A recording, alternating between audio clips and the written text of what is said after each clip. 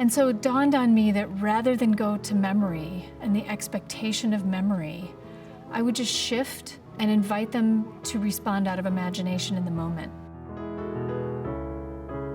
My name is Ann Basting. I am an artist and a writer and an educator. When I started volunteering with people with Alzheimer's, I brought with me improvisation techniques, mostly based on reminiscence. I was there for about 6 weeks and there wasn't much response at all. And I tore a picture of the Marlboro Man out of a magazine and just said, tell me what you want to call this guy. And someone said Fred. And I said, Fred who? And they said, Fred Astaire. And then a 45-minute story unraveled and we were laughing and singing, and it was a completely transformative moment. It felt like a miracle. I work to understand and transform aging from a time that we associate largely with tragedy and loss to one where we shift toward understanding it as a time of growth and possibility. Late life should be a rich time for growth and learning, all the way to the end. Timeslip's creative storytelling approach, improvisational storytelling, was born in that first moment of volunteering at the nursing home, and then it sort of took its own organic path toward replicating it, teaching other people to do it, wrapping research around it, and then the monster challenge of disseminating it as broadly as possible. The beauty of the approach is that you can teach it to absolutely anyone. The housekeeping can use it, the nutritional people can use it, the family caregiver can use it, the neighbor can use it.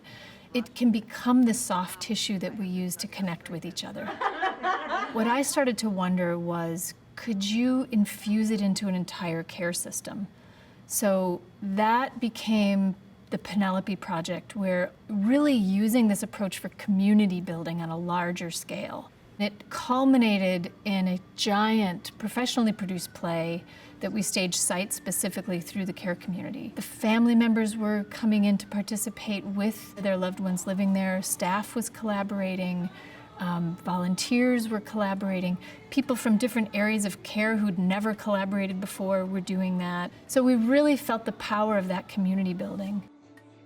I hope that the creative engagement work, when we share it publicly, helps people realize the existing and remaining capacities and strengths that older people have in general, and particularly people with dementia.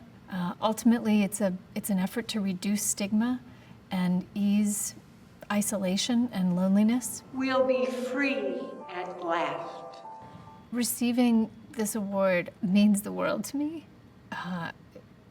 I've chosen a really unconventional path of working with older adults and of committing my career to this.